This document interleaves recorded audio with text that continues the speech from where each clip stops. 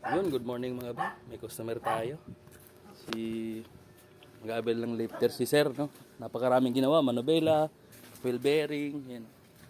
Tapos boss Jason Vlog TV tumitira lahat, pinalifter din. Wasak na. Wasak! Grabe na bata ito tumira, boss. Maraming salamat ha, Tiwala. Yun, thank you. Dumayo pa to mga bay. North Caloocan pa to galing.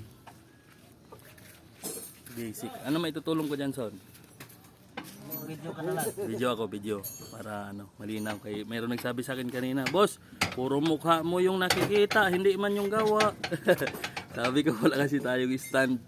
Magkakameron din tayo, makakabili din tayo mga bay. Tataya lang tayo ng luto. Yun lang. Wala man tayong pantaya. Yun lang. Tapos sa kabila. Mabilis talaga kumilos to. Baba ko ng son?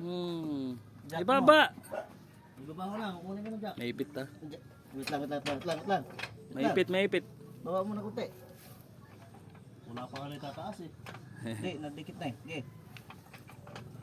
Yun. Taas. Shoot na oh. Malapit na. Bismillah. Grabe naman ng mga cameraman na yan. Siyempre, para makita lahat. Tutok man sa kulangon. Siyempre, para kita lahat ebidensya. Yun mga bay, kinakabit lang yung lifter. Tapos si Boss Jason Vlog TV ay papalitan din yung wheel bearing. Kasi maugong na. Maingay na. Alas 5:30 na. Mag-alas 5 pa lang pala. Yun, saglit na lang to mga bay. Maraming salamat. Yeah, pitan mo muna. Kabila, may tinitira din si Boss. Yes, Mechanics Vlog TV.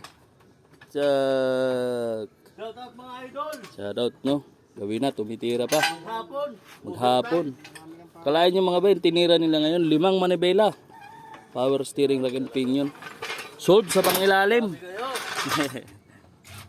Kadalasan kasi mga ganito bay, mga problema. Pag mabaha, pinapasok ng tubig yung mga power steering, rack and pinion assembly. Ayan, nabubutas yung mga boots. Yun, importante mapacheck up kasi para pag maglumala yun mga bay, mahal yan ang gastusin.